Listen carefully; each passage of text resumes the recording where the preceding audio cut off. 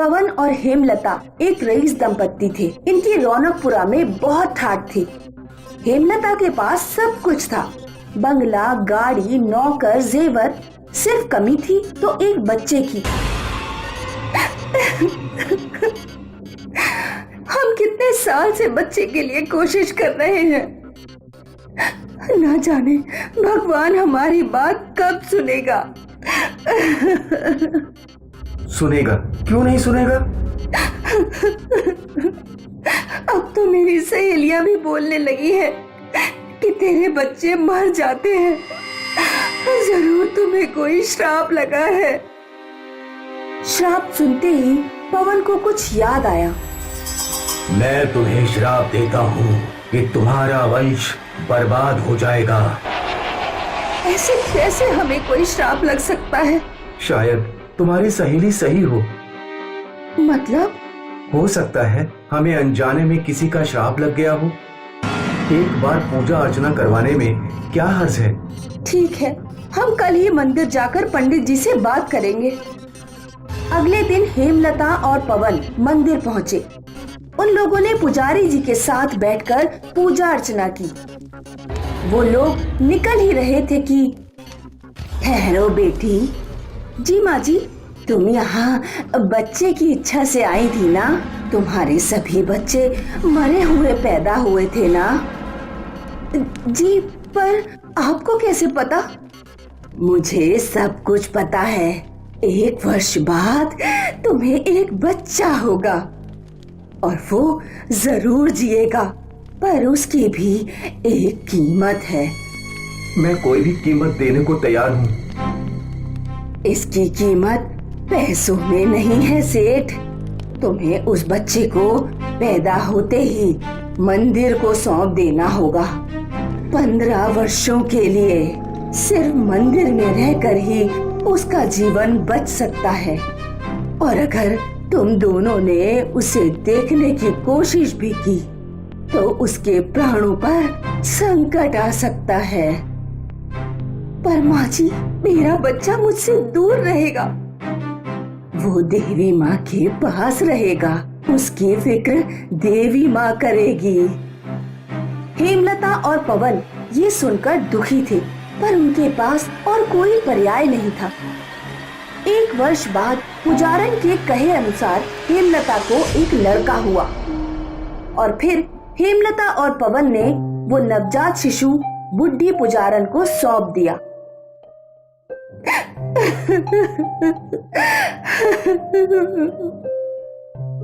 इस दिन को लगभग 15 वर्ष बीत चुके थे। वो बच्चा अब 15 वर्ष का था। उसका नाम श्रवण था। पुजारन ने उसे वशीकरण से अपने वश में कर लिया था, लेकिन वशीकरण खत्म होते ही श्रवण आम बच्चे की तरह था। दादी माँ, आप मुझे ये सब क्यों सिखा रही हैं? क्योंकि यही शक्ति है। अगर तुमने सिद्धि हासिल कर ली तो तुम बहुत ही बलशाली हो जाओगे और दूसरों को वश में कर पाओगे। पर दादी माँ, मैं दूसरे बच्चों की तरह स्कूल क्यों नहीं जाता? मुझे भी पढ़ लिख कर बड़ा इंसान बनना है। वो तो तुम पहले से ही हो। तुम्हारे माता पिता बहुत रईस हैं। जब वो तुम्हें लेने आएंगे तो तुम्हारा बहुत अच्छे से ख्याल रखेंगे। पर उन्होंने मुझे यहाँ आपके पास क्यों छोड़ दिया? अपने साथ क्यों नहीं रखा? ताकि तुम जिंदा रह सको मेरे लाल। अब ज्यादा सवाल जवाब नहीं, जाओ मंदिर में आरती का वक्त हो रहा है। आखिरी सवाल पूछो। मेरे माँ बाबा कब आएंगे? अगले हफ्ते, जब तुम 15 वर्षों के हो जाओगे। अरे वाह, मेरे माँ बाबा आएंगे। मैं उनके साथ उनके घर जाऊंगा। चल अब जा आरती करने। श्रवण वहाँ से दौड़ता हुआ चला गया और यहाँ पुजारन मन ही मन खुश हुए जा रही थी। आखिर वो दिन आ ही गया जब श्रवण को लेने उसके माँ बाबा आए। दोनों ने पहले बूढ़ी पुजारिन का आशीर्वाद लिया। माँ जी, मैं अपने बेटे को देखने के लिए तरस रही हूँ। हेमलता ने रोते हुए हाथ जोड़े। तभी पुजारन ने आवाज लगाई, श्रवण, श्रवण। आवाज सुनते ही श्रवण दौड़ता हुआ आया। तू पूछ रहा था ना कि तेरे माँ बाबा कब आएंगे? ले आ गए। हेमलता और पवन ने अपने बेटे को गले लगाया। उन तीनों की आंखों में खुशी के आंसू थे। कुछ देर बाद, माँ जी, अब इसके प्राणों को कोई संकट नहीं है ना? नहीं, बिल्कुल नहीं।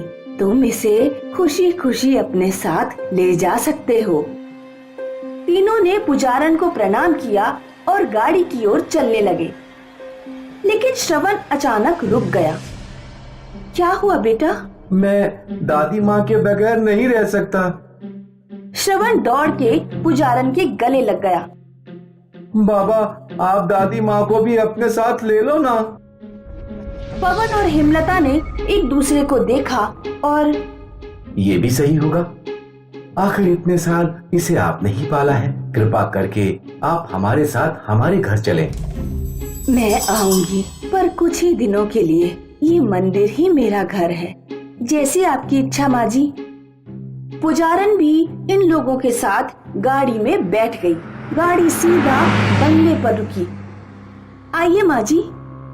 पुजारन ने घर देखा और सोचने लगी। क्या हुआ माँ जी? कुछ नहीं। वो सभी लोग घर के अंदर चले गए। अगले कुछ दिनों तक सभी लोग खुशी से जी रहे थे।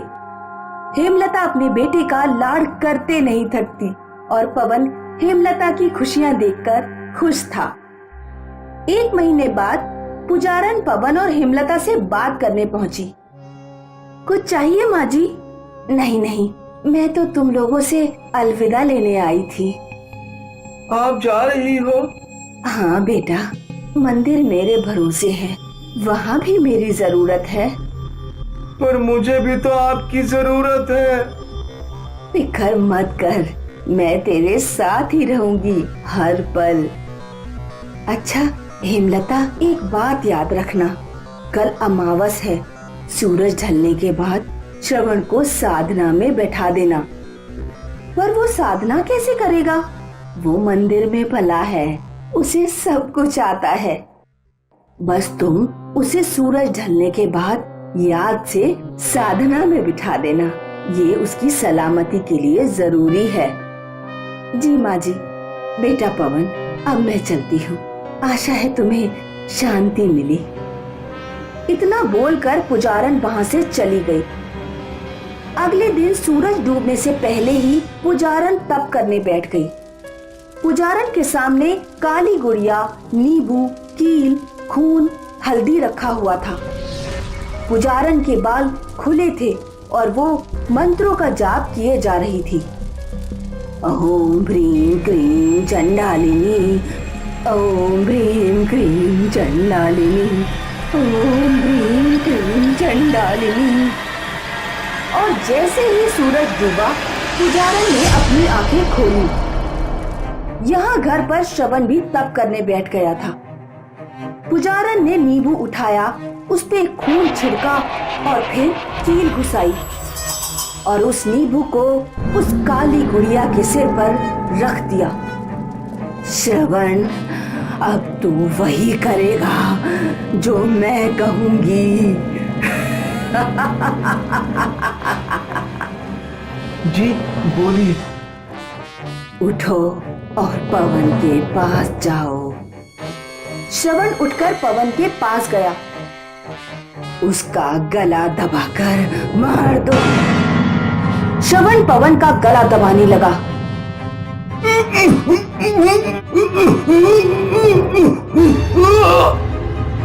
श्रवण, ये क्या कर रहे हो? हेमलता ने श्रवण को रोकने की बहुत कोशिश की, लेकिन श्रवण ने हेमलता को धक्का मार के गिरा दिया और पवन का गला दबाकर उसे मार दिया।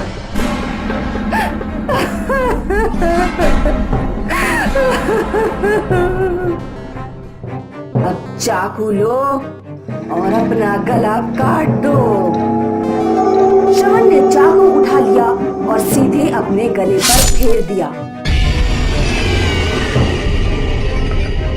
श्रवण, श्रवण!